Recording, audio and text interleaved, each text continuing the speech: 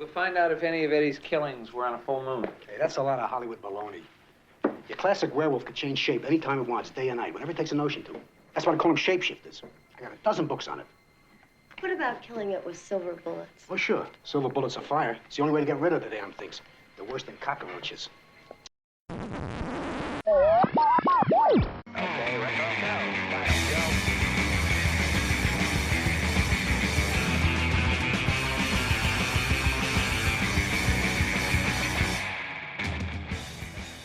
Hello and welcome. Welcome and hello. This is Wait, You Haven't Seen?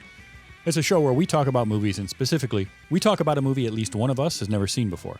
I'm your host, Travis, a.k.a. TV's Travis. This is episode number 364, and our movie this week from 1981 is The Howling, and here to talk with me about it because he writes about werewolves but somehow hadn't seen this movie, it's Dennis Robinson. Dennis! I knew How are you? somehow that comment was going to come up. Like, how have you not seen this?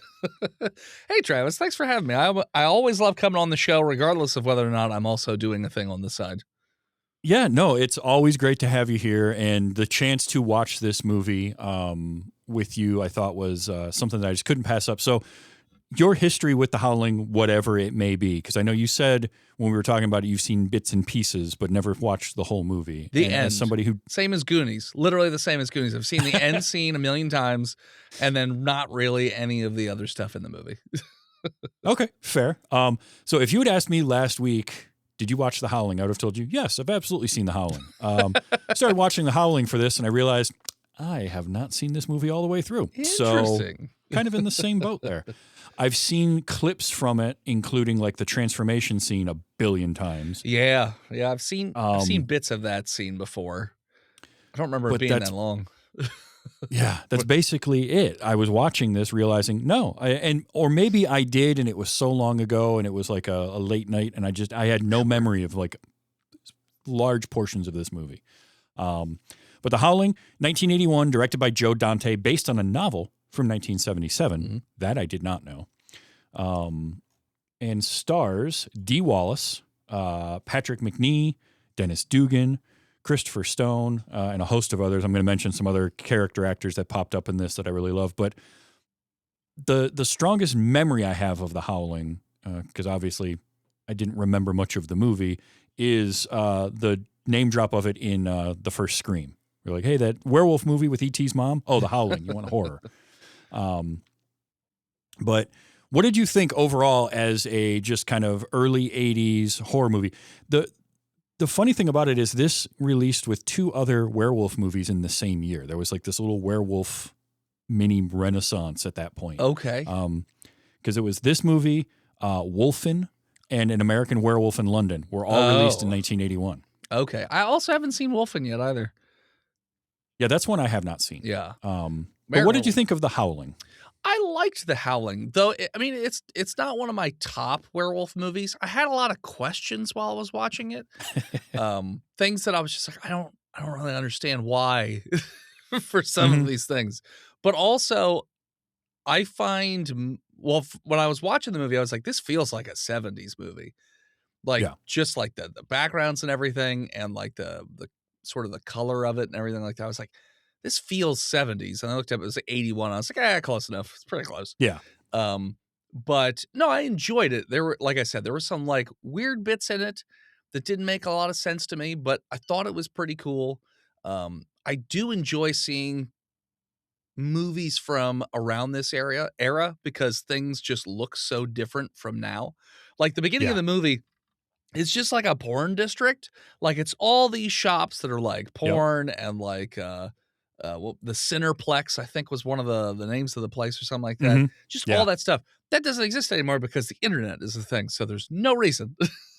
I had a similar thing a few weeks ago watching Night of the Juggler, which is 1970, I want to say 79. Okay. Set in New York City. Same deal. Mm-hmm. There's a part of it that he ends up in the porn district, and it's just like, that just isn't there anymore. Yeah. They just don't have those things. One thing I will say, this might not be the best werewolf movie. It might not even be the best werewolf movie that was released in 1981. Because I think I would probably put An American Werewolf in London there. Yeah. But it's very is different. It's very different from American Werewolf. It is very different, and it is definitely the horniest werewolf movie released in 1981. Yes. For sure. The whole themes and undertones throughout are, animalistic this and sexuality and like all that baser instinct stuff. Yeah. Throughout, which I feel like I remembered some of that, but I didn't realize, like I did not remember anything in this opening with Dee Wallace and her sort of investigative reporting on the street. Like that whole opening I did not remember. And she goes to the porn theater and goes into the booth, and it's just like a straight up assault movie that she's watching. It was 8mm. I wasn't ready for that at all. Dee Wallace, though, I liked her in this. Yeah, no, I thought she was great. I've met Dee Wallace once, actually. Last year, she was at a horror show. Dirty mouth on Dee Wallace. Dirty mouth on that woman. She's great, though. Super nice. The thing I noticed the most watching this, because I've seen E.T. a number of times. Sure. But this is, a year before that? E.T. was 83? I couldn't tell you. It's a couple of years before that. But the thing I noticed in this movie, and maybe it was the blonde hair, because her hair's lighter in this than I remember, is she has strikingly blue eyes. Yeah. Oh, yeah. And it was like they were piercing throughout. So that was just something I really noticed in this. Well, this was also I want to say different. Probably the blonde hair helped. Yeah, well, also this is like the first time maybe I've seen her in not like a motherly role. Cause she doesn't, that could be too. Doesn't have anything like that. So she's more just, I don't know. So I don't know if it was just, maybe it was just the fact that I have not seen her in a role like that, but it had me questioning, okay, so why did the husband go and get with the other chick? Like, Dee Wallace is pretty gorgeous. Yeah, like, hey, okay, the husband, played by Christopher Stone, he's Bill Neal. Okay. Two things about him. Number one, he and Dee Wallace were engaged when making this. Oh. And I think they got married shortly after I don't know how long that lasted. But the other thing was, the entire time I'm watching this movie, all I could think of was, yeah, except that he needs to be Tom Atkins. Like, he just looked like Tom Atkins the whole time. That's who I thought it was. I was like, wait a second. I was like, I think it's that guy, but he looks kind of different. Yeah, it's Tom Atkins, but not quite. They smeared some Vaseline on the lens. It's the Wish version of Tom Atkins. Or what's the other? The Timu. He's the Timu Tom Atkins. I actually had that exact note in my notes. And that's nothing against Christopher Stone. He's fine, but all I could think of, it was the mustache. Sure. Without the mustache, he doesn't look like Tom Atkins. Okay. Yeah, no, I get that, because I think I've only ever seen Tom Atkins with a mustache. I don't know if I've seen him anything without it. This cast had names I did not expect popping up in. So Patrick McNee plays Dr. George Wagner, a.k.a. Doc. Patrick McNee is great. Like, he was John Steed in the Avengers back in the 60s. Just suave as all. Popped up in some James Bond movies here and there as various characters. I liked him. I kind of wish he had been in the movie more. Yeah, that was one of the confusing things I had, because I was like, okay, so this is a commune of werewolves. Why did he recommend her to go there? Like, well, at first I thought it was because in the movie theater she got scratched. So I was like, okay, maybe she's been afflicted. But no, she hadn't. She had to be bitten at the end of the movie to be checked. So then I was like, well, okay, well, why did we come here? It was confusing to me, because we get the opening where Dee Wallace plays Karen White. She works at she's a news reporter. And there's some story going on with a serial killer, I guess, or an assault. It's a serial killer. Some kind. Yeah. Eddie the Mangler is what they're calling him, which we're going to get to Eddie. So I have some things to say about Eddie. But she has agreed to meet him somewhere, and they're going to do sort of an investigative journalism thing where she's wearing a wire. And yeah, she ends up at the porn theater, and Eddie's there, and she turns around. And that scene, I have to say, that scene was very tense. And her turning around and not being able to make a sound I really liked that. Yeah. And then the two cops showed up And you didn't even that get a were- full reveal anyways. You just get outlines of the features, so you know, but you don't know exactly, you know. Mhm. It was good. I liked Um, how that whole thing was shot. The cops, by the way, the older cop looked really familiar to me, and I could not figure out why. Okay. And looking it up afterwards, he was played by Kenneth Tobey, veteran character actor, and was also the lead in 1961's The Thing from Another World. Or 1950, whichever version of that. Sure. And I was like, that's why he looks so familiar, because he had that like used to have the square jaw, chiseled look, and he's just gotten older. So that was kind of fun to see. There's a number of character actor cameos throughout this movie. That's how I am with most movies. Like, I cannot remember actors' names to save my life, but I remember where they're from. Like the male character who ends up shooting Dee Wallace towards the end of the movie. That guy, I know him specifically from Happy Gilmore. Like, for whatever reason, he's stuck to Happy Gilmore in my brain. So that's what he's from. So, yeah, that's Dennis Dugan. Yeah. Who played Chris Howard. And it's funny you mention that, because same thing. I'm thinking, I know him. Oh, that's right, Happy Gilmore. And then I looked, a ton of Adam Sandler movies. He and Adam Sandler must just be best friends. He not only acted in, Happy Gilmore 2. He's acted in a bunch, but he's also the director of a lot of them. Oh, okay. He directed Grown Ups 2, Jack and Jill, Just Go With It, the first Grown Ups. Okay. Basically every Adam Sandler movie. You Don't Mess with the Zohan, The Benchwarmers, and I think Big Daddy he directed. Okay. And Happy Gilmore.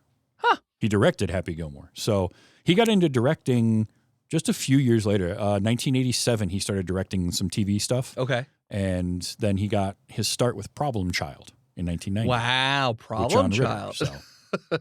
I remember that movie. I've seen that one many times. Yeah. So yeah, that was I did not realize how prolific of a director he was, because I just never paid attention to who directed the Adam Sandler movies. But there's him, Kevin McCarthy as the director of, or like the general manager of the news station. Oh yeah, yes. He's always wonderful. Kevin McCarthy is a great character actor. And he's got that velvety voice too. I'm trying to remember what I know him if it's Tales from the Crypt, or if it's what was that other horror thing with, like, Leslie Nielsen was in the one. It's known for like the really vibrant colors. Creepshow. That's what I'm pretty sure he was in that, I think.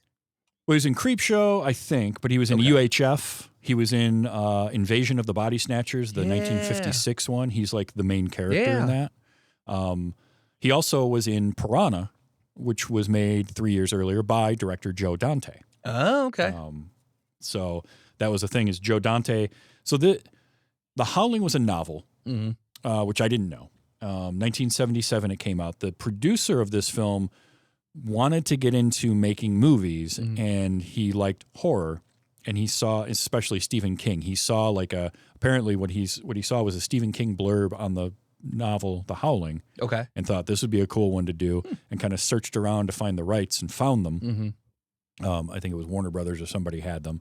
They didn't do anything with it. He eventually gets the rights.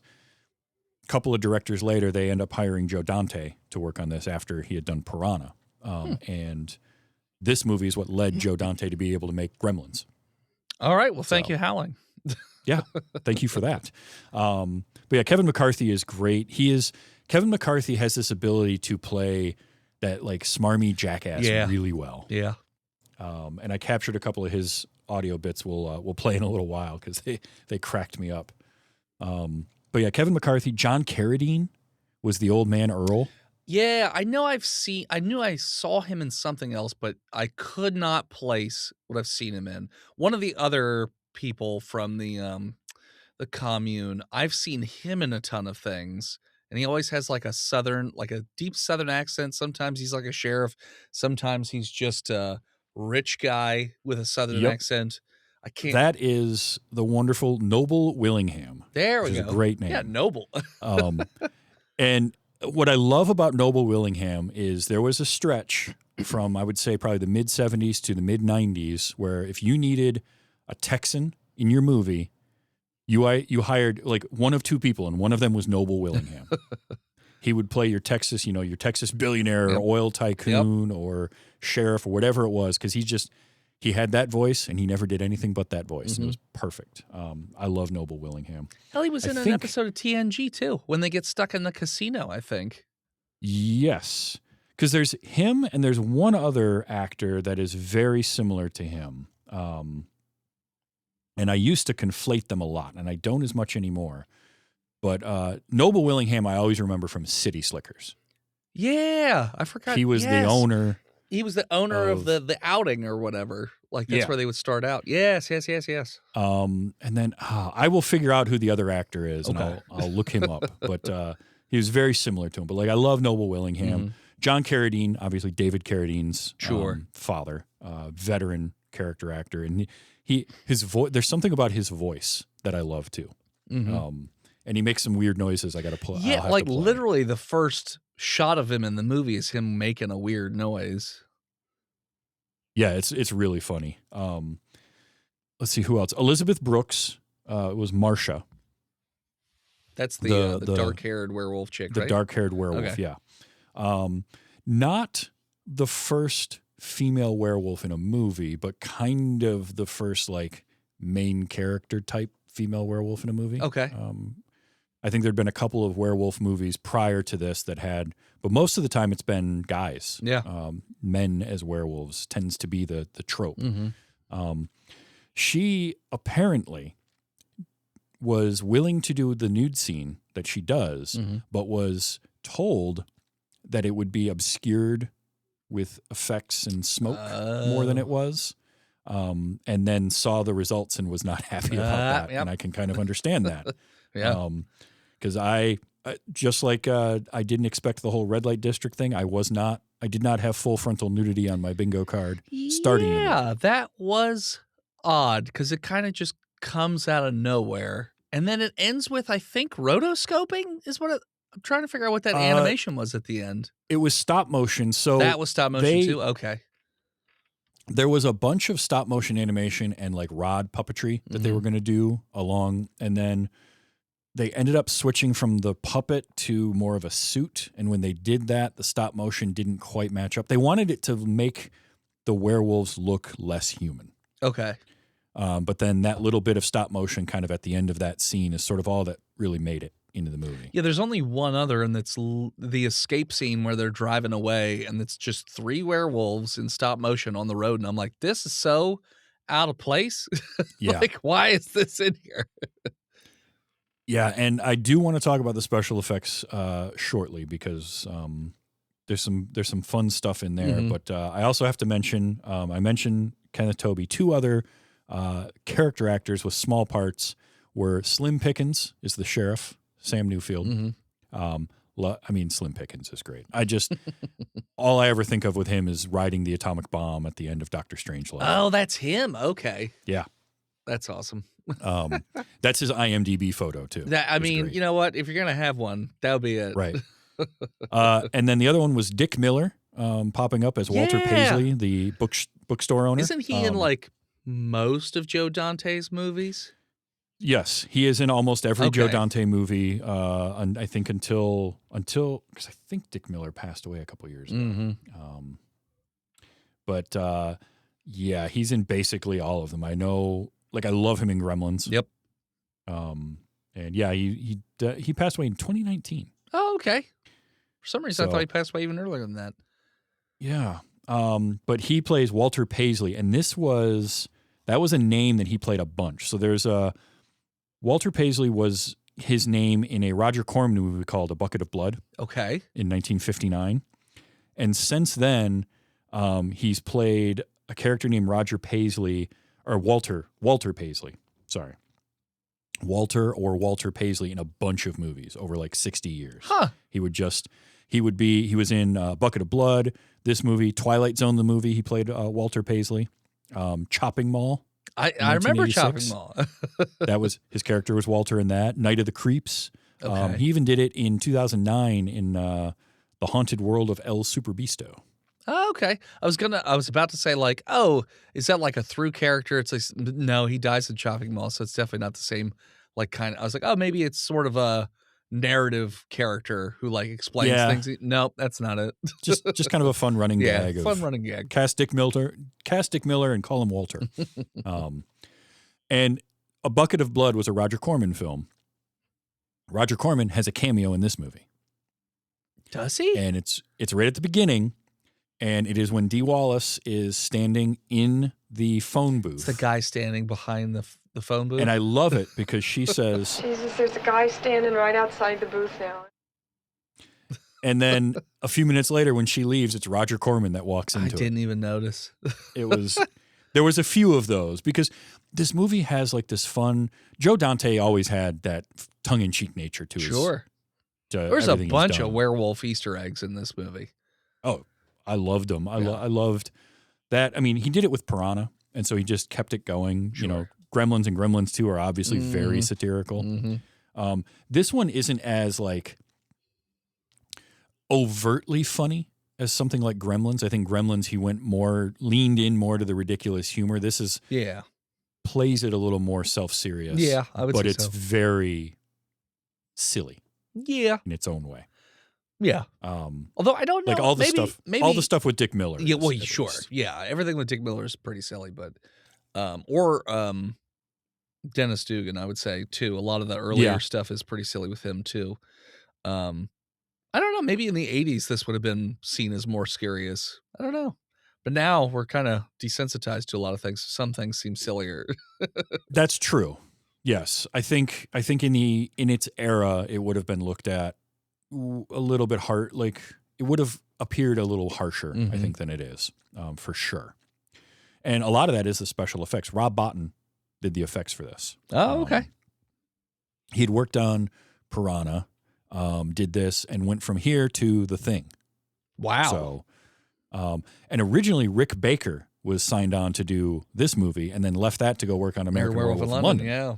So Rob Bottin steps in, and you have the two, you know, they're two of those iconic, because monster movies, there's the tropes of monster movies, right? If it's a vampire movie, not so much now, but for a long time, every vampire movie, you had to have a scene within the first act of the vampire hunter or someone laying down the rules for vampires in their movie. Oh, yeah. Right? You got to set the universe. For one of my favorites is Blade, when they're walking across the street to the club, and he's just like, crosses and running water don't do dick. Yep. But it was you got to check that box. And in a werewolf movie, it's a transformation scene because it's very important to that story. Yeah. And you can go all the way back to the Wolfman in 1941, and 100%. That one is great. Oh yeah, I love the Wolfman. Oh yeah. Which, by the way, to have a number of Wolfman references in this movie. Oh yes. Oh yes. One I had to literally go back and rewatch a scene because it's a blink and you'll miss it, and I was like, oh, which one? In the doctor's office where the werewolf hits the play button, which technically I guess he probably should have hit the record button, but he hits the play button. The picture right behind the recorder is Lon Chaney Jr. Oh yes. Yeah. Yeah. I saw it, and when I first watched it, I was like, "What's that?" And then I went back and had to frame by frame go because it goes so quickly. I was like, "Yeah, no, that's definitely Lon Chaney Jr." Okay. And it's I kind of want to see Wolfen just to see if it's got a good transition scene because I don't hear about that one as much. Yeah, no, I don't usually hear about that one. But the big transformation scene in this movie, which the movie is smart, it doesn't give away the werewolves right away. Yeah. And keep you guessing. And I'll be honest, at first I didn't think about the kind of convent of or colony of werewolves, them all being werewolves on my first watch until a little bit further into the movie. Like at first, I just didn't clock that. Oh, that one I was immediate on. I was like, oh, these are all werewolves. Like 100% these are. But that part confused me because the old man at first, like the first instance we see the old man, Carradine, he tries to kill himself. And then the rest of the movie, nah, he's fine. I was like, oh, what was that? What was that plot line? Right? What was that about? Yeah.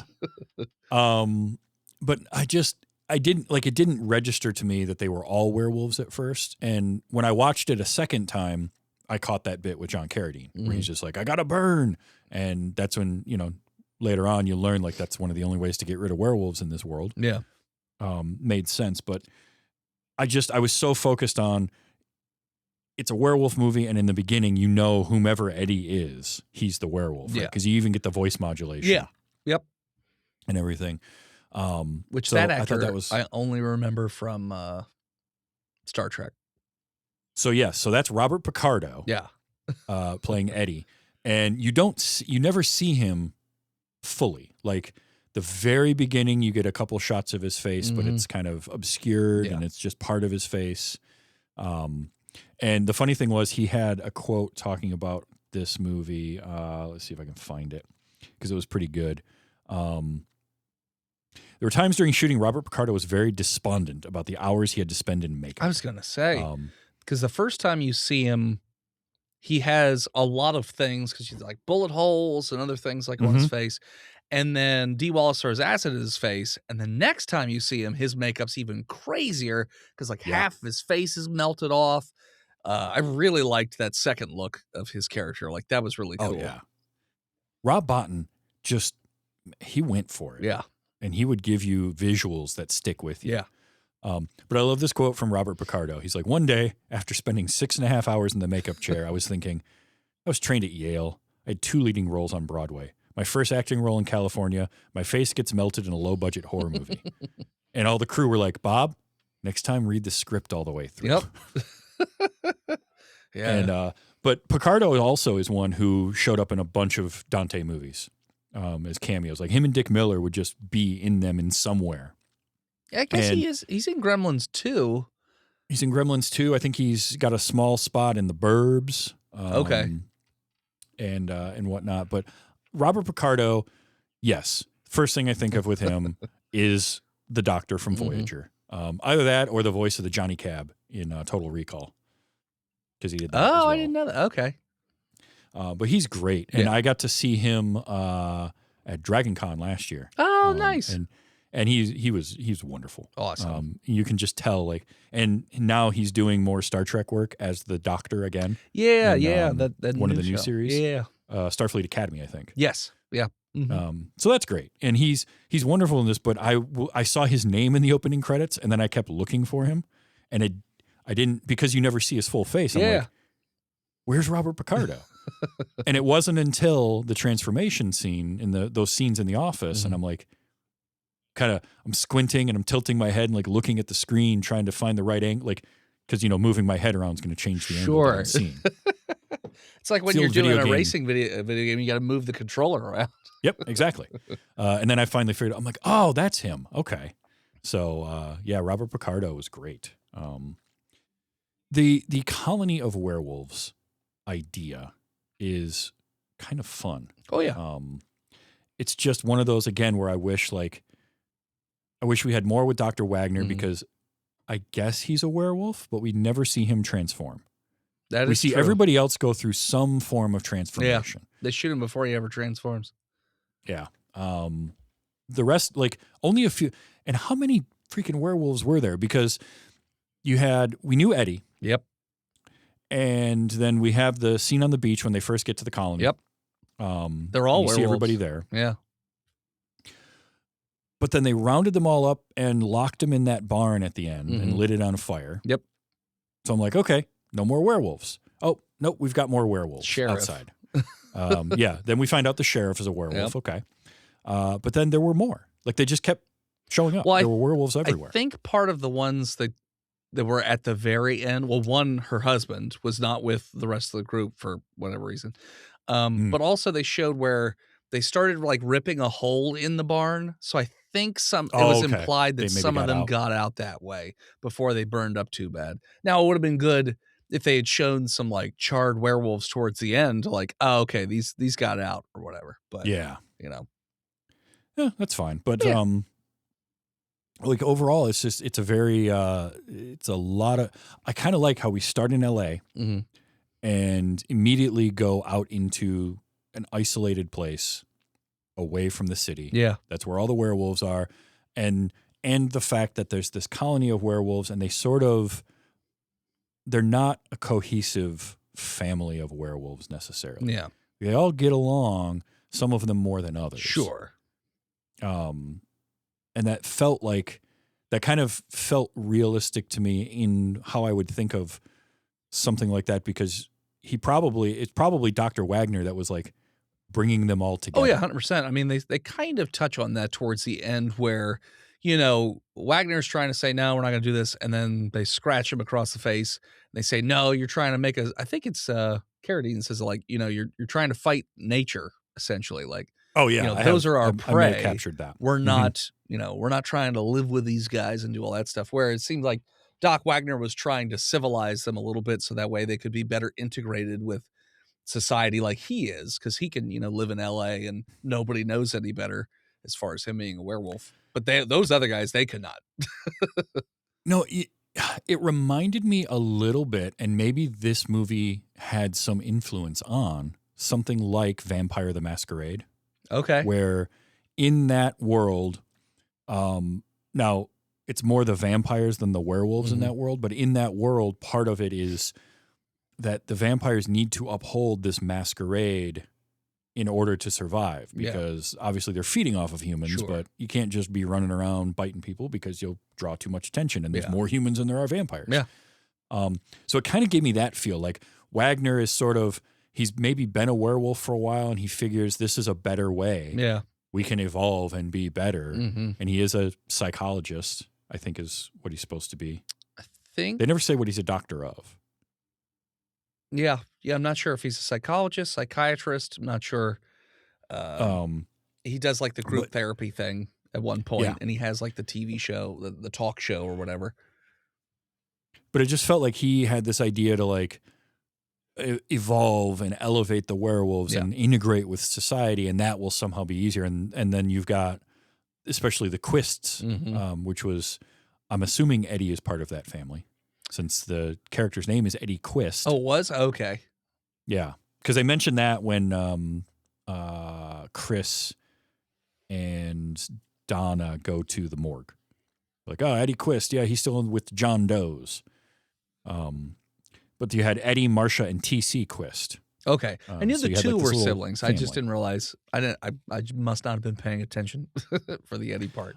But it makes sense. They're all kind of similar in terms of personality. So yeah, but you had because Dr. Wagner is trying to integrate, and even the sheriff, Slim Pickens' character, isn't outwardly him and Charlie and some of these other the couple that they meet when they first get on the beach. The one guy's cooking. Yeah, like none of them are outwardly like, we eat people. They're not the weird ones. Yeah, it's not like the one Quist guy who literally like runs around with like a fur thing and acts like an animal already. Right.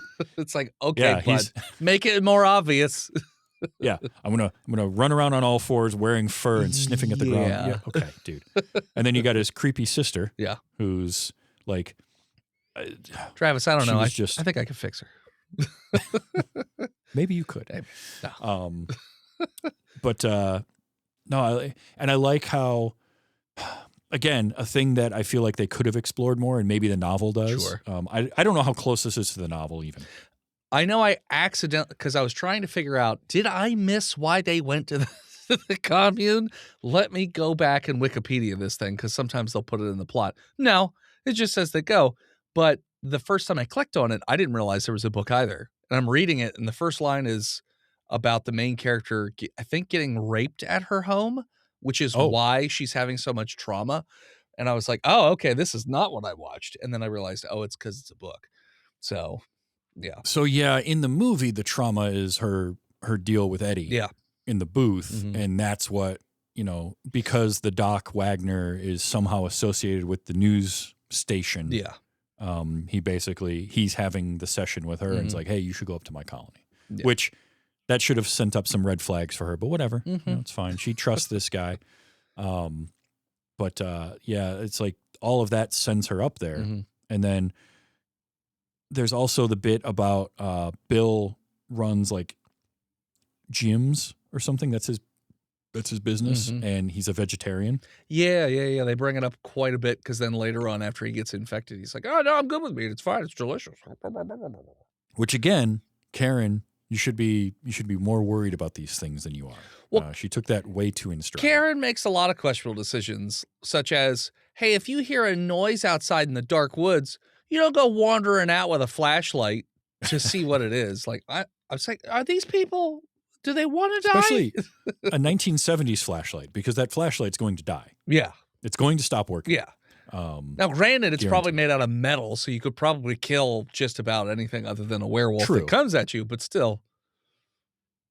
Yeah. But as things unfold, she's hearing all sorts of weird noises, and then Marcia is dead set on like seducing her husband. Yeah, that was the other wonky thing, because there's really only 2 scenes with those two in it before they then knock boots.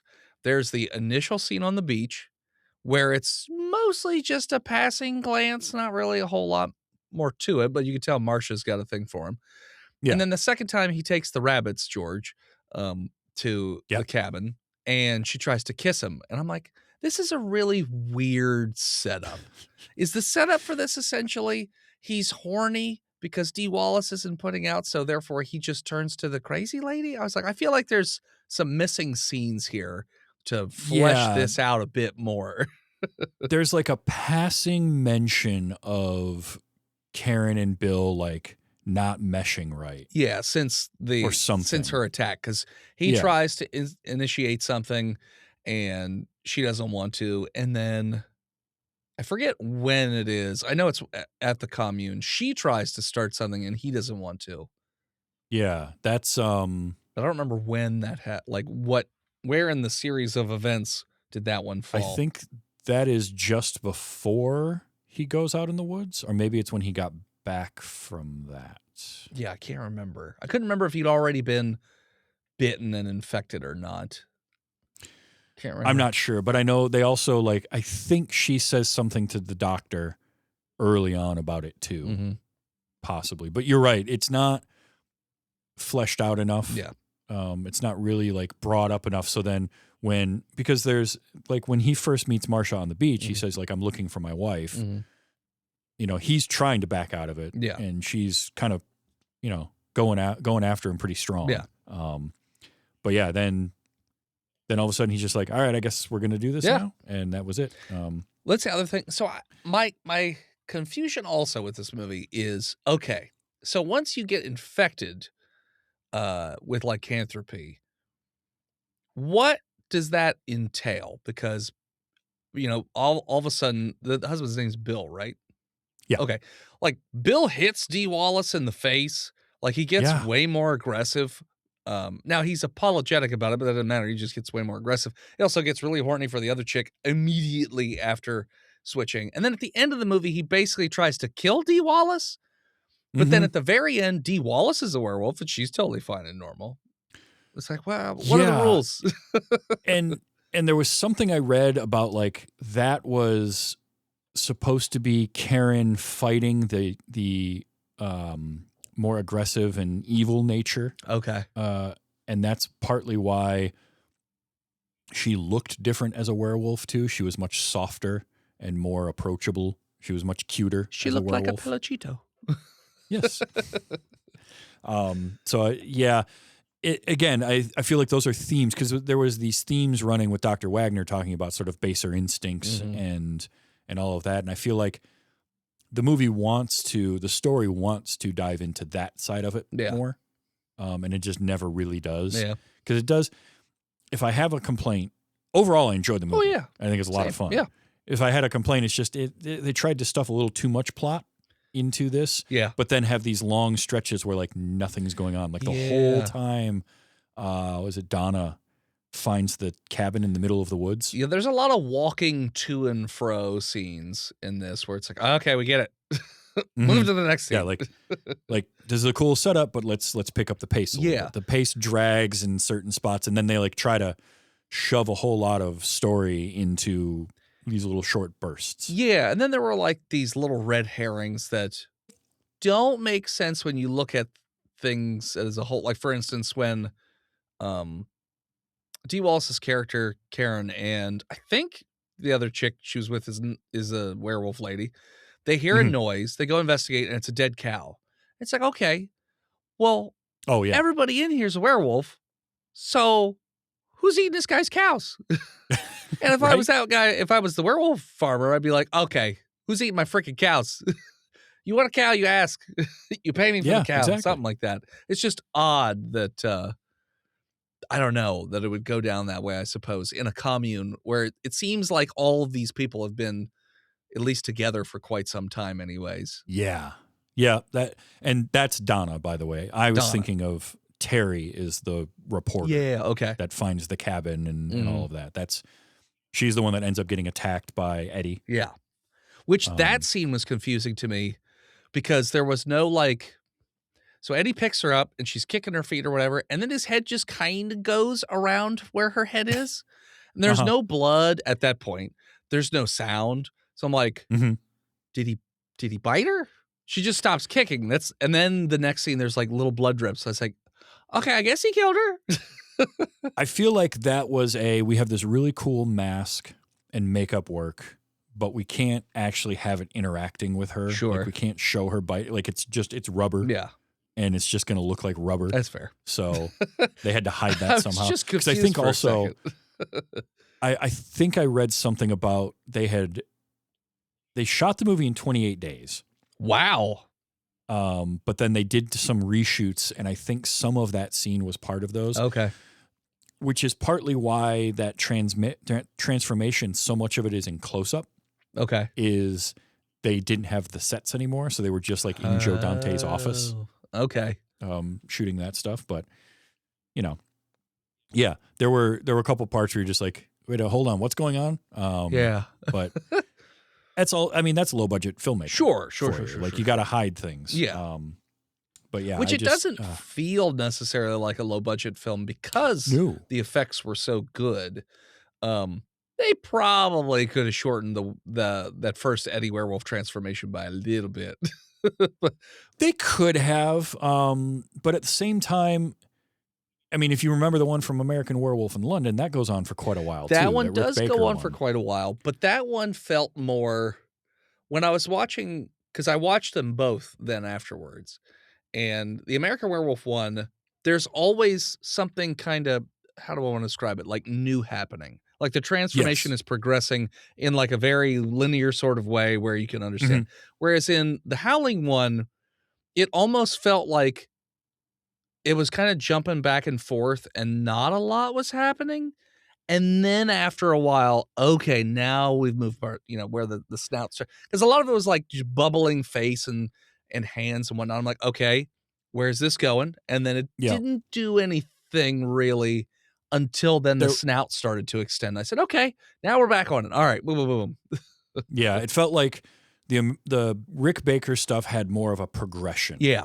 And you could see A to B to C. Yes. And Botton's here has this really cool look. I love the air bladders under the latex, especially on his face. Yeah. And the one with the hand too, where it like curls up and then uncurls and all that stuff. Yeah. No, that stuff was really, really cool. It looks really good, but I'm with you. This one could have tightened up a little bit. Yeah. And just, it's like other parts of the movie. Yeah. The movie's only an hour and a half long, but the Yeah. pacing of it is a little disjointed. And some of that is just younger filmmaking. Sure. Like it's only Dante's second feature. Fair. So that's fair. He's still learning some of that, but it looks so good. Oh, yeah. And for a movie with a budget of $1 million total. Yeah, even back then, that's small. Yeah. No, like I said, these are all nitpicky things, and I'm like, I wonder what would have been, if we could have added maybe 30 minutes of plot or like character interactions, cut down on the walking in the woods parts, or like just stuff that didn't make sense, or adding more motivations here or there and things like that. So these are all like little nitpicky things. Overall, I had a good time with the movie.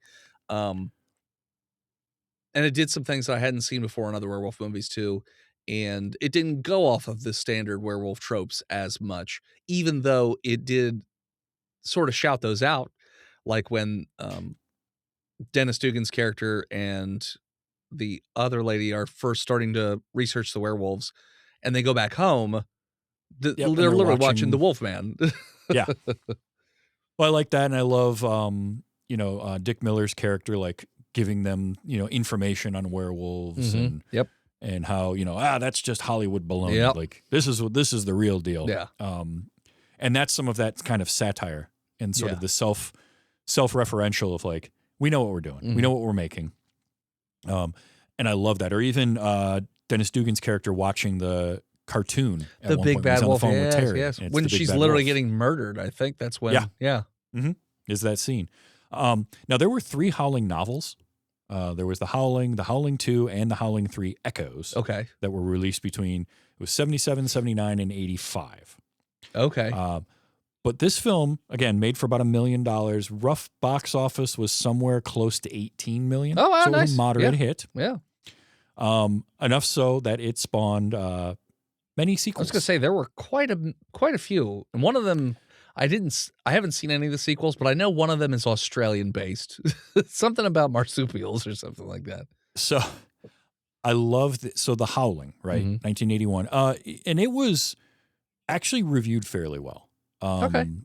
The aggregate on Rotten Tomatoes is roughly 76%. So That's pretty roughly 3/4 positive. Yeah.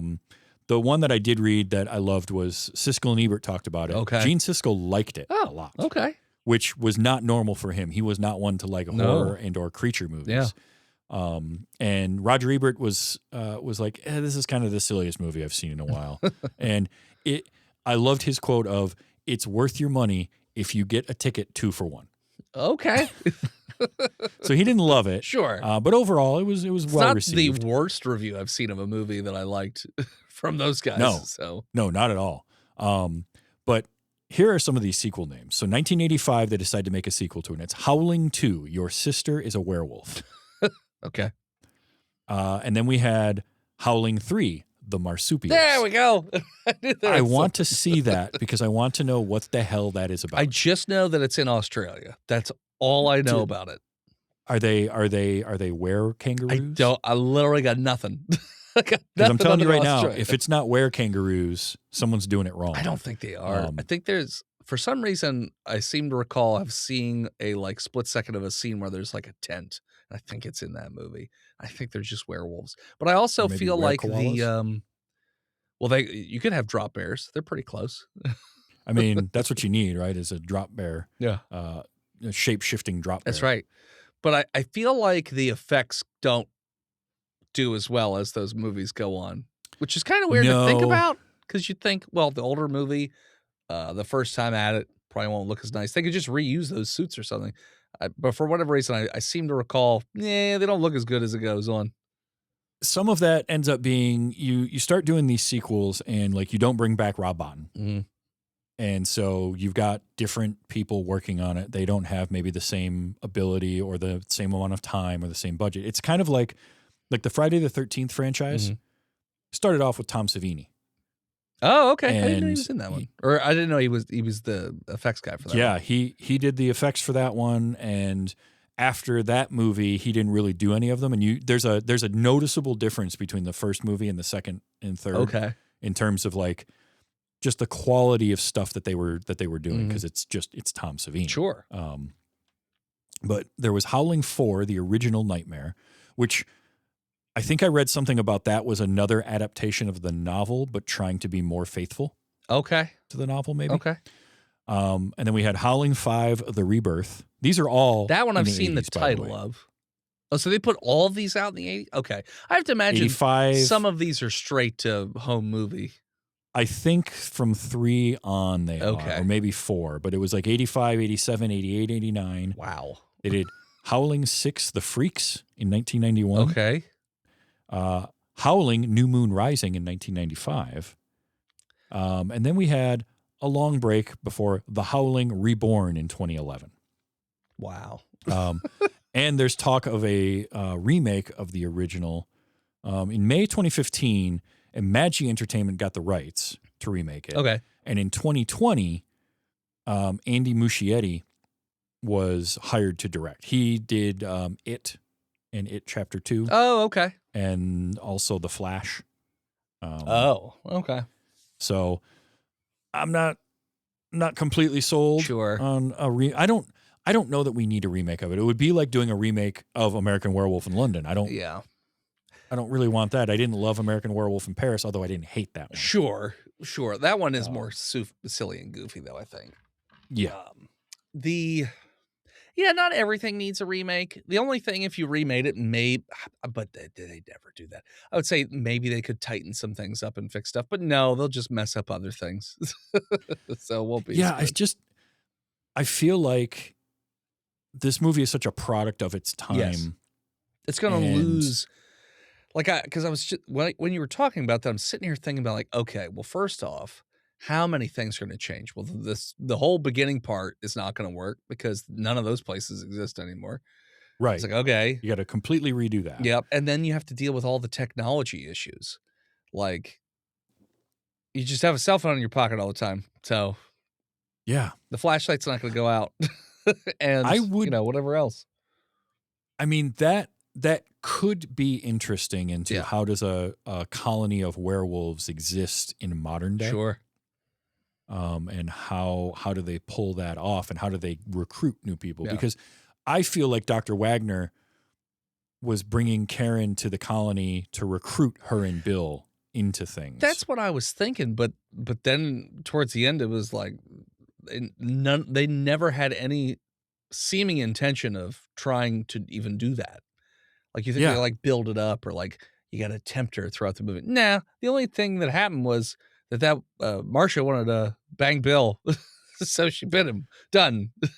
Yeah, made him a werewolf, and then but yeah, there was no that is the interesting thing, right? There was no temptation to turn Karen, to bring her into the fold. It was just send her up into the woods and then make a bunch of weird noises. And that's why I was confused, and I had to go back and look at things. I was like, why did she go here? Why did Doc want her to go there? Because again, he never talks about it.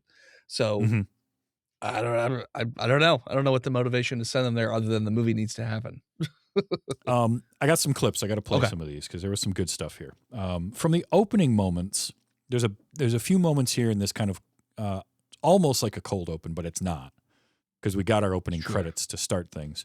But she's wearing a wire and she's out on the street, and the people listening to it, they're getting interference. And I liked his reasoning for that. Oh, no, it's all that neon out there messes up the signal.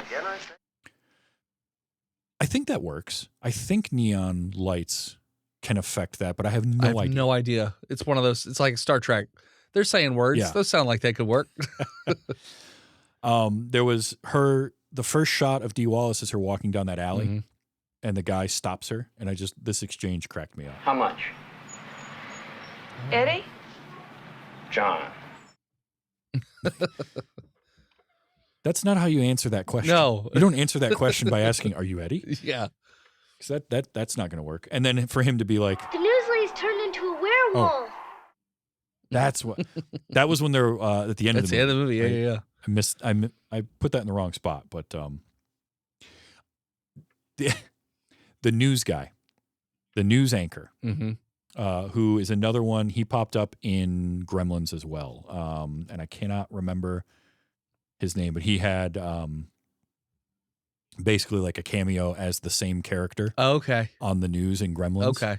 But the first shot of him in the bathroom, yeah, staring into the mirror practicing, I had to get this because it cracked me up. The KDHB News team began working with local police to link Eddie with a recent string of Hi, Bill. That's not two different characters. That's the same guy talking. Yeah. I love that. I love the trope of he's got news. He's got the news voice.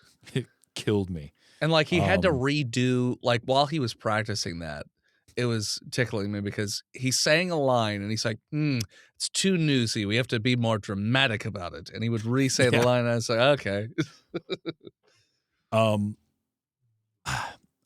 This always gets me because I only ever think of this as something I see or hear in movies or TV where somebody gives their name. Bill Neal. Yeah. Stanford, right? So what does Bill do that this guy would know he went to Stanford?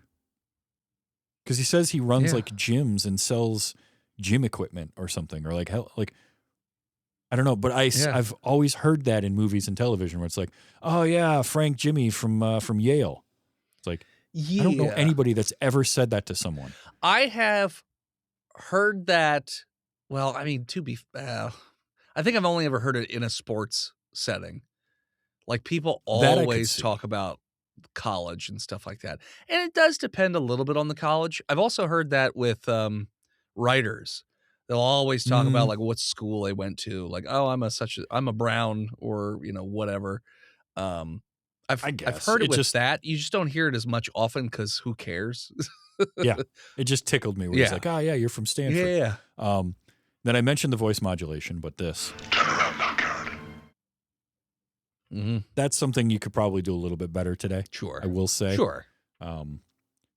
Whereas I don't know that I necessarily would want different visuals. Some of the audio like that, I think you could do a little bit better. Yeah. Karen herself has a couple great lines. I mean, Dee Wallace is good in this, in that the bummer of it is for the most part throughout the movie, she's just kind of reacting to everything. And I think maybe that's the other thing that I would be curious to know if the book is any different or a modern telling of it would be to make Karen, to give Karen more agency. Yeah. To give her more of a character to be. Well, you could get rid of that. You could basically combine Karen with the other female reporter and have her discovering things as she's going along and like, axe chopping the hand off, stuff like that. Then she has a more active role in the movie. Cause she's just kind of everything sort of happening to her. The only time she does anything, I guess, would be when she throws acid in Eddie's face or cause everything else, she's just kind of along for the ride. But I like when I think this is either right as they're getting or right before they get to the colony. And she says this to Bill. Well, I hope these people aren't too weird. I remember that. Yeah, well, it turns out they are. Let's see, this one. To be fair, even if they weren't werewolves, they'd be really freaking weird. They were quite weird. Because I think it's literally right after that line is then the Carradine like weird noise, like close up. I think so. This one's the other. Jesus, where'd you get those scratches on your back? I guess they're from the other night when I got attacked. They weren't there the other night. Again, red flags. Yeah. You should really be more concerned with that than you were. Yeah. Him brushing it off, I get. Sure. And then like he turns right around and tells her she's getting paranoid. And I guess that's supposed to feed into like her PTSD from her ordeal and all of that. But that just wasn't, I don't think it was done as well as it could have. Yeah, they didn't really set it up because that's the other thing. They play on it heavy up front. And then they don't really touch on it again after a while. She's in therapy and she's trying to remember things. That's the only callback to that. Otherwise, she doesn't clam up or, shut down or anything. She just keeps kind of moseying along from point A to point B. Yeah, really, other than her freezing on air with them putting her in the newscast way too quickly after that whole thing happened. Yeah. Because it's like, it feels like it's the next day. Yeah. And then her not wanting to sleep with her husband the first time because he tries something and then she sort of has a flashback to the 8mm thing. Other than that, and then there's only that one part where they're doing the group therapy and she's trying to remember and she can't.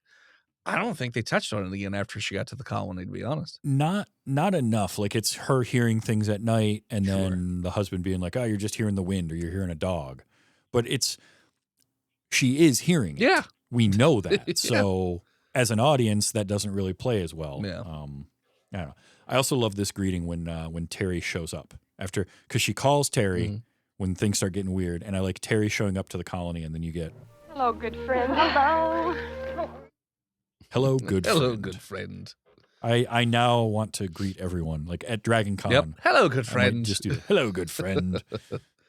I also love anytime Wolfman Jack is mentioned in something. Yeah. So this was. Honey, you were raised in L.A. The wildest thing you ever heard was Wolfman Jack. This is the country. I mean, but it's Wolfman Jack. That's kind of wild. Yeah.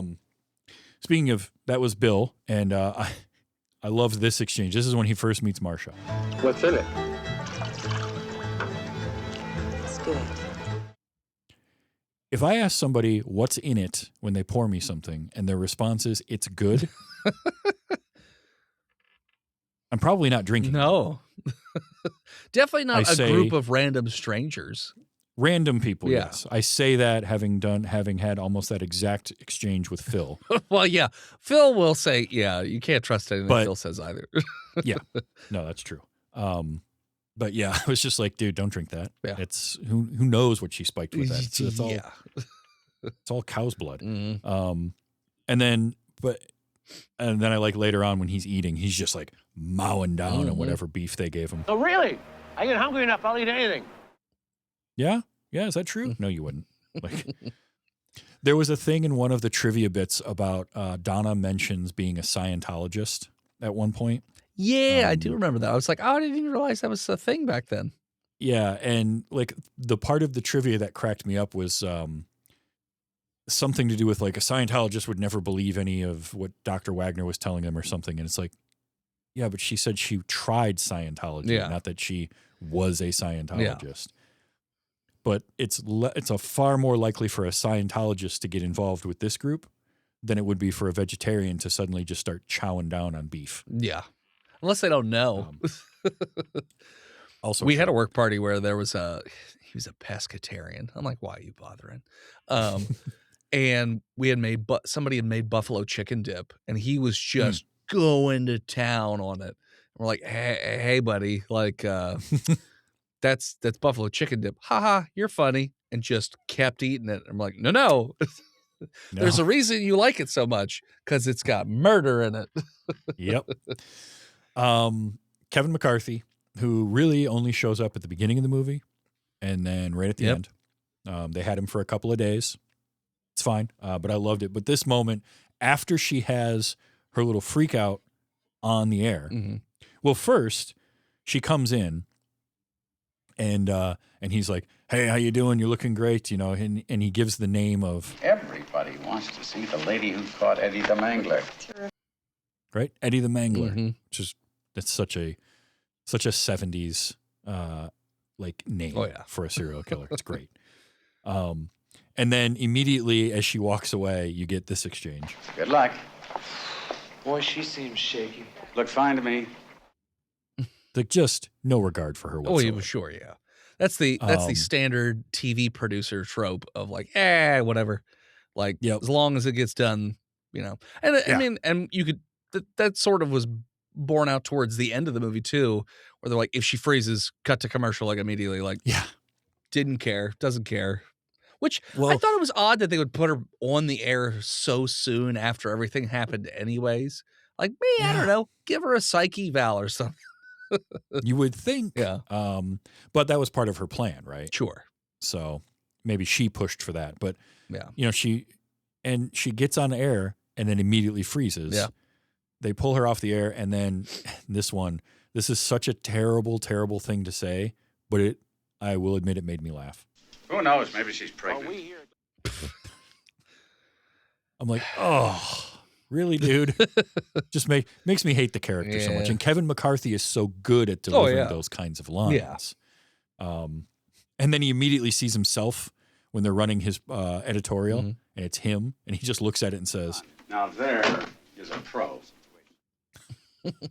the ego on that guy is astounding. Look, Dick Miller, you put him in your movie, you're going to get quotes. Obviously. There's no way around it. You can't help it. And I loved when we meet him and first of all, if I ever win the lottery, I'm not going to tell anybody, but There'll be you'll know. signs. There'll be signs because I'll have a library and I will have a ladder that I can ride around the library. Those do seem really cool, although I would fall and break my neck, but those do look really cool. They do, and it allows you to have like 15 feet worth of bookshelf. Yeah, because the only other movie that always comes to mind with those ladders is Top Secret. Yep. Yeah. Absolutely. But you get to see him on that right away as the two nuns walk into his shop. Yeah. He's like, we get all types in here. And I love that. But the way and this is where Terry and Chris are in looking for books about, because this is after they've been to the morgue. Yeah. We get them all. Sun worshippers, moon worshippers, Satanists, The Manson people used to hang around here and shoplift. The Manson people used to hang around here and shoplift. Then at the end of the movie, we had, well, first when Chris goes back to get the silver bullets when he realizes what's going on, and this was just cracked me up. Fella, those are real silver. I gotta check in with a jeweler to find out what to charge. Bill me. Crazy fuck. We got our one F-bomb. That's right. And it was well done. It was well delivered. And then the scene at the end with everybody watching the news broadcast. I played the kids earlier. The news lady's turning into a werewolf. Yeah, that got me. That was funny that her plan was, I'm going to change on TV, and then they're going to shoot me on TV. But then it's the 70s, so everyone's like, special effects. Yeah. But I do love Walter seeing that and just, Oh, boy. he's like, well, it's going to be a busy day tomorrow. Yep. A lot of people coming in for books. This is a wonderful way to introduce someone. It's all that natural energy. She's an infomaniac. I mean, okay, Donna, a little catty, but sure. TC, by the way, he only has a few lines. Don McLeod played TC Quist, the brother. Yeah. And his IMDb photo is him from this movie with like the wolf eyes and teeth. Oh, okay. Somewhat transitioning. And I think, pretty sure this is him. I like a woman with a sexy voice. Yeah, that's creepy. Yeah. It's creepy to say to someone. Like I do too. Yeah. But I'm not gonna. That's not my opening line. Sure. Save that for the second date.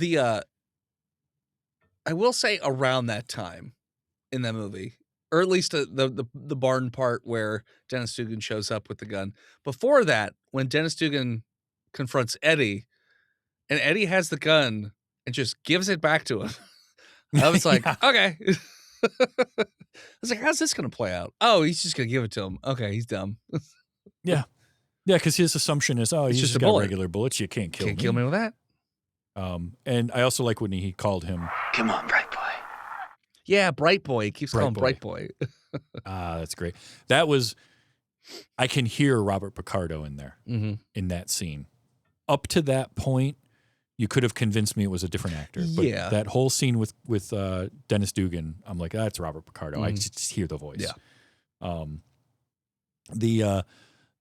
If you're going to have a morgue, you're going to have a morgue worker, and you're going to have the trope of just like the unaffected morgue worker. The only thing that was missing was him putting a sandwich on the body. Yeah, no, instead he had the sandwich next to brains that were just splattered on the whatchamacallit. But yeah, he cracked me up, like him giving the story of like the only time it ever affected him was one of his coworkers showing up on the slab. And it was just the nonchalant way of. I unzipped the bag. There's old Stu smiling up at me, leaking seawater out his ears. Visitors, Eddie! Yeah. Talking to the corpses. Oh, love that kind of stuff. And it was great because I knew it was coming. I knew they were going to open that and there was going to be nothing in there, but it still was really well done because they open it up and there's the silly music sting and like. You don't suppose somebody could have stolen him, do you? Well, he didn't get up and walk out on his own. You sure about that? I think you might have. You sure about that? Second watch was where this line made more sense to me. Okay. This is John Carradine. Easy, buddy. Just calm down. It's the only way. I gotta end it. I gotta burn. Because the first watch, I'm just like, this guy's crazy. I don't know what his deal is. Yeah. And then you're right. We never come back to that. No. It's just sort of a dropped plot point. In fact, he's like all in after that. He's like, oh, well, you can't fight nature, Doc. And, these are our prey. It's our food. It's like, wait, what? Again, like Kevin McCarthy, John Carradine just has a voice. Yeah. That you instantly know. You can't tame what's meant to be wild, Doc. It ain't natural. He's got a really good Western voice. He does. Like he should be in Westerns. Have you been smoking grass? I don't know what that's from. That was something different. His voice reminds me of Thurl Ravenscroft. Okay. Yeah. A little bit. I get that. There's that same deep voice like that. I loved this. Hey, I got it. First shot. And he said he wasn't no hunter. It's that little noise at the end. That got me. Yeah. But the whole thing with Bill hunting, they're going on a wolf hunt. Yeah. Okay. They're going to hunt the wolf of, whatever Karen had seen or heard. I get that. And like, I get Bill wanting to go on the wolf hunt to help his wife out. And he's getting to spend time with the boys and all that. And this is supposed to be like, he's getting seduced by the group. Obviously, they never shoot at a wolf, but he ends up shooting rabbits. And as a vegetarian, that also was a weird thing. Yeah. And then for him to have like no idea what to do with the rabbits either. Yeah. Cracked me up. When he walks up to TC and he's like, well, what do you do with these things after you shoot them? What do you think hunting is, dude? Yeah, like what? Yeah, that was strange for a guy who doesn't eat meat to then be like, I'm gonna go murder these bunnies. So okay, well, why don't you eat meat then? Yeah, and rabbits of all things too. It's not like he shot at coyotes or a bird or something. It was rabbits. Yeah, yeah. And there were a lot of strange noises in this. I got a few of them. There's howling sounds like.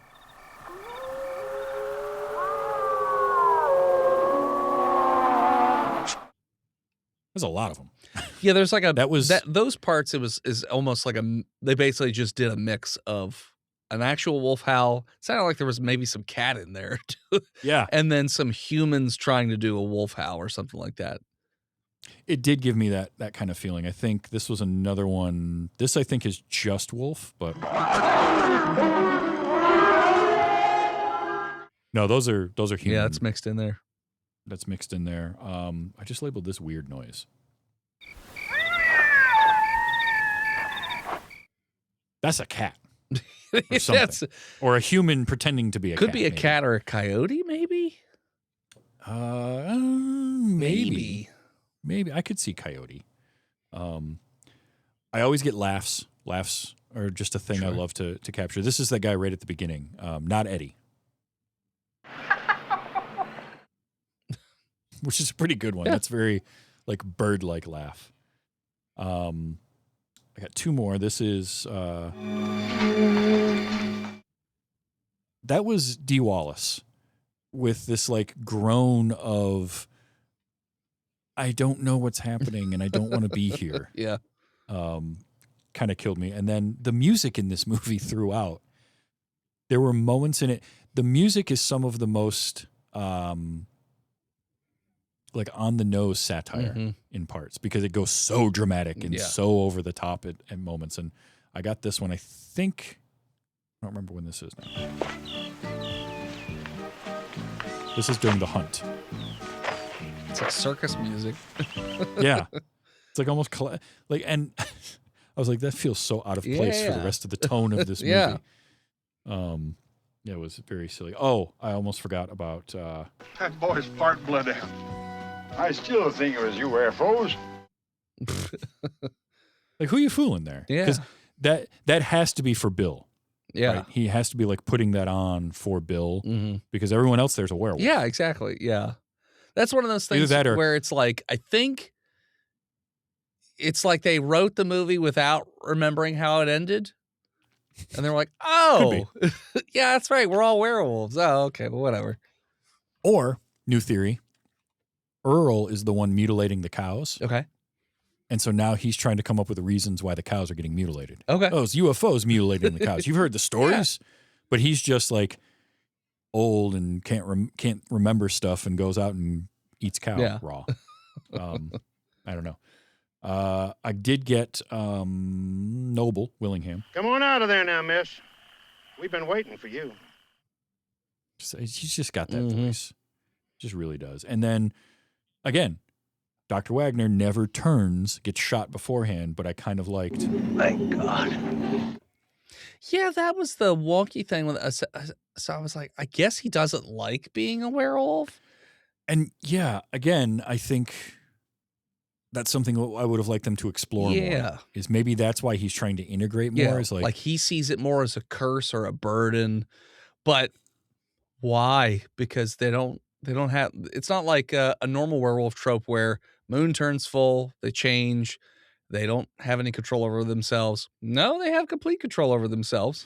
Yeah. And they can change whenever they want. So, I don't know. Which I liked because that sets this as a different type of movie than leaning into all of the tropes of werewolves.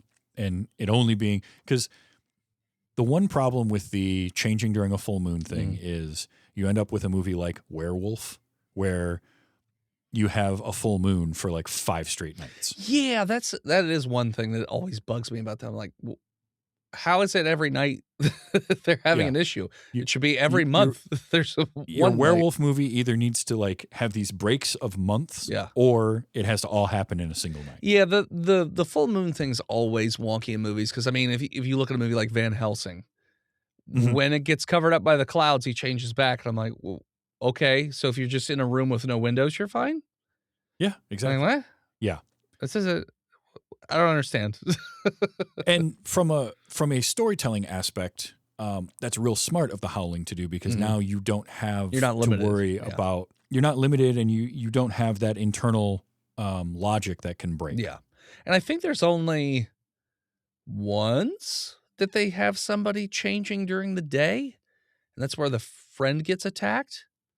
Yeah. I think everything else is either dusk or later. Like when the friend gets murdered in the doctor's clinic, I think that's more of a dusk/early night sort of thing. Everything else, the werewolves are at nighttime, which you kind of have to do with a werewolf movie because you need the lighting to be dark, because otherwise it'll show every imperfection in your werewolf costume, and then it causes other problems. But yeah. Absolutely. No, this is a real fun movie. I'm glad that I actually officially now can say that I have seen The Howling instead of just thinking I had. But I'm glad that you got to see it too, because you write about werewolves. Like this is kind of and I have gotten a bit of crap every now and then that I have not seen The Howling. And there was a piece of art that my friend Shannon had gotten commissioned for me, and I've used it for other stuff. But after seeing The Howling, because I have had some people say, oh, that's kind of like a Howling design.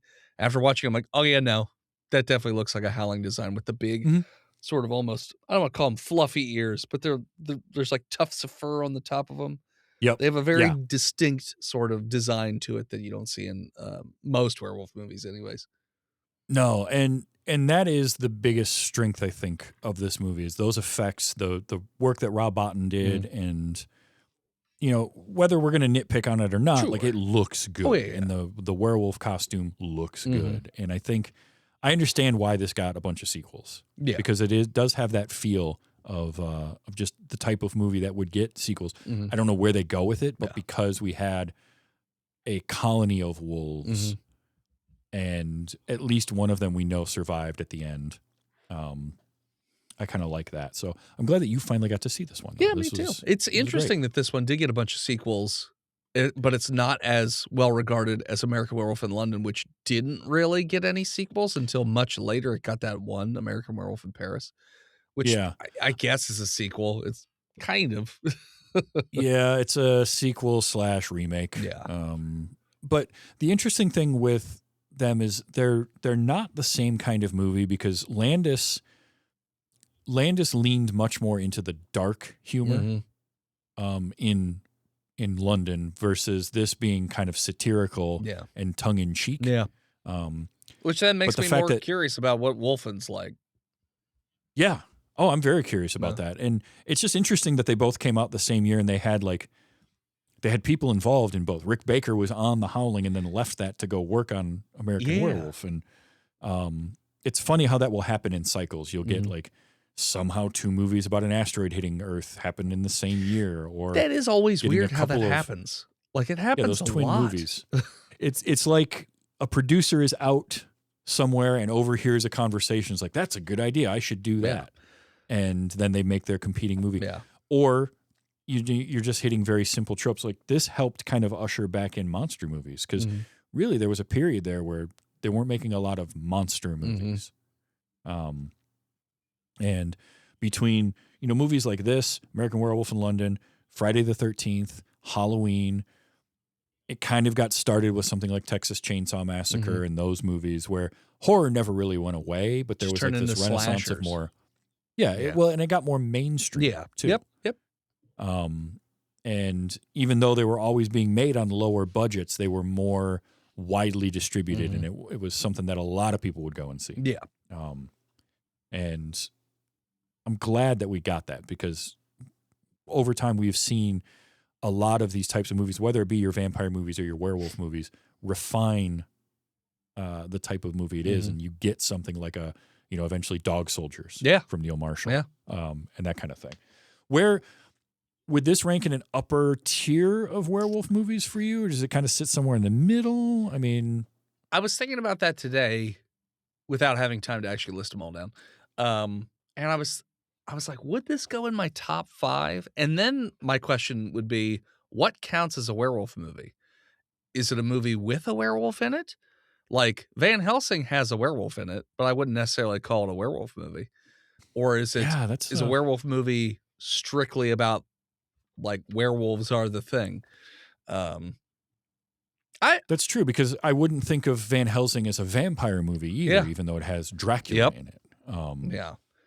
So I would say this would probably be towards the bottom of my top 5, maybe. Okay. If I watched even more werewolf movies, it might shift around a bit too. Hard to say. There are still quite a few I haven't seen yet. There's a lot of them. I mean, there are a ton of them. Yeah. You know, werewolves, vampires are some of the most go-to, because they're kind of universal monsters.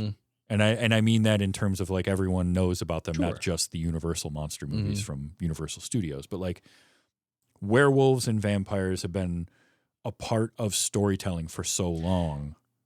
And it's interesting which sort of mythological creatures have stuck around for quite so long. Because as someone who has to do a lot of research on different regional mythologies, there's some really interesting stuff. And it's interesting that vampires and werewolves kind of stuck and didn't go anywhere for centuries and are still to this day, you know. Yeah, and largely the same. Yeah. Throughout. Like variations, but it's always vampires are bloodsuckers. Yeah. And, you might change the exact way they do it or the configuration of their teeth, or can they shapeshift or not. Yeah. But like they're always creatures of the night. Yeah. That werewolves suck blood. And werewolves get a little more complicated because of the regional stuff. Like, have you ever heard of a Rougarou? No. That's the Louisiana werewolf. Okay. And it is very different. The lore on it is very different. Do you want to know how you can protect yourself from a Rougarou? How? You put 13 items outside your door, because a Rougarou can't count past 12. It gets frustrated and leaves. Like, where'd that come from? What does that have to do with werewolves? That feels like it was just a dig on Jim Bob. Yeah, that feels more like the fairy lore from Supernatural, where they got to count stuff or whatever. Right. But that werewolf lore is based off the French werewolf lore, which I forget what the pronunciation on that one is. So like, it's like a game of telephone. It moves around and it changes ever so slightly here and there. I mean, up where you are, they've got the what is it? The dog men. Yep. So those are technically werewolves, as far as anyone's told me anyways. So I feel like werewolves get closer to something like a Bigfoot or a Sasquatch, where it can get very regionalized, and there's a lot of different variations of, you got Sasquatch or Bigfoot or skunk ape or whatever it is. And, sometimes Abominable Snowman is like that, and sometimes it isn't. And there's variations on vampires, but they're always vampires. Yeah. And the thing with vampires is they look like regular people all the time, for the most part, unless they, tweak it or whatever. So that it doesn't really lend as well to the cryptid sort of side of things, where werewolves, it's like you're out in the woods, you hear a wolf howl. Well, that could be a werewolf. That could be a regular wolf. Which is funny. There was a TV show I was watching a clip of, and the 3 guys are in the woods, and there's the guy's like, oh, where'd he go? And then you hear a wolf howl, and the guy looks up. He's like, oh, a full moon. He's like, oh, was it a werewolf? He's like, no, I'm not. I'm just saying. He's like, oh, okay. How about you not? Just say. So speaking of werewolves, what have you got going on right now? You're as we record this, you have a Kickstarter going. Yes. So I write graphic novels about the world's first werewolf. So it's a little bit of horror, a little mythology, a little eventual history. I've got 3 books out already, and the 4th one is on Kickstarter right now. The series is called Lycan Solomon's Odyssey. And the 4th one, like I said, is on Kickstarter. The campaign ends March 31st, but I'm going to have late pledges until the book actually goes to print, which should probably be around September if I were a betting man. I talked to my team. Since it's a conveyor belt, it's kind of hard to know exactly when everything will be done, but we're guessing it'll be around September. Okay. And yeah, if you want to check it out, just search for Lycan Solomon's Odyssey. It's chapters 1 through 4 on Kickstarter. You can also find the easy redirect with lycanbook.com. That's LYCAN book.com. Or you can go to my website, hiveheadstudios.com, and I've got lots of links that'll redirect you to the Kickstarter that way. At the time of this recording, we're at 73%, so almost there. All right. And there'll be links to all that in the show notes as well. So definitely check that out. Lycan, Solomon's Odyssey, Hivehead Studios. Dennis, as always, it's a pleasure to have you. Always, Travis. Always. And we need to get you on Botched before the end of the season, too. Yeah. Oh, anytime. I love being on Botched. And that's another one. I'll have a link for Botched as well. Botched, a D&D podcast. You guys are great. If you like this show, I do it every week. Twitch.tv/TVsTravis when I stream it live. And you can get the show weekly wherever you get your podcasts, including YouTube in a video format there, or audio. I think YouTube does audio podcast as well. And I've been going strong, 364 episodes now. Next episode, I have, what have I got going on? It's going to be a fun one. And you can find links to this show and every show that I do at tvstravis.com. There's also merchandise and Patreon there, patreon.com/WYHS, which is what lets me do things like Dragon Con every year or Nerdtacular this year. So that's always fun. Next episode, I've got Alex Platt and Tim Lowe coming back. Oh, nice. We're going to watch The Devil Wears Prada. Okay. Never seen that one. Because I haven't seen it. Tim hasn't seen it. And we've got The Devil Wears Prada 2 coming out. So. Okay. Alex, apparently it's getting a sequel. I've heard a lot of people say this is great. I've just never watched it, but Alex decided that we need to. So that's what we're doing. That's fair. But Dennis, as always, thank you. We'll talk about getting back on Botched, and we'll get you back on here anytime you want. Well, maybe another werewolf movie, maybe something different. Your show is a really, really good excuse for me to finally watch things that I just never get around to watching, like The Goonies, for instance, where you first asked me, like, what movie should we watch? I was like, I haven't seen The Goonies. You're like, yeah, that's what we're doing. We're watching that. Like, what is wrong with you? I know when we were getting ready to do this one and you're like, well, I haven't seen The Howling. I was like, done. I don't need to hear anything else. That conversation started with, have you seen Dog Soldiers? And I'm like, that's you true. mean my favorite werewolf movie? Yeah, I've seen it. That's a good one.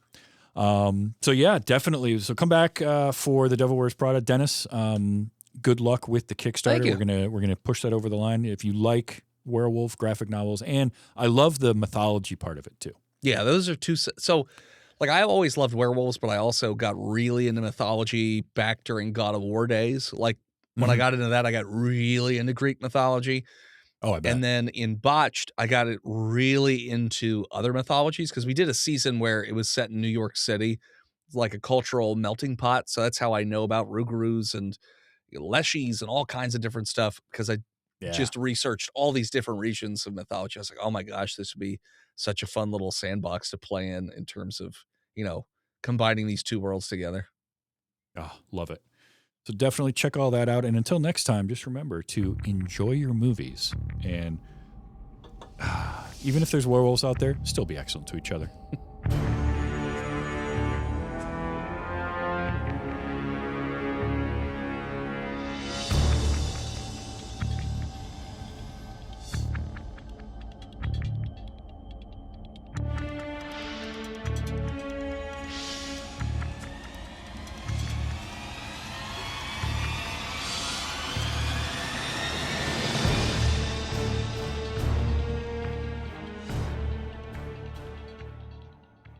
Things they do with special effects these days.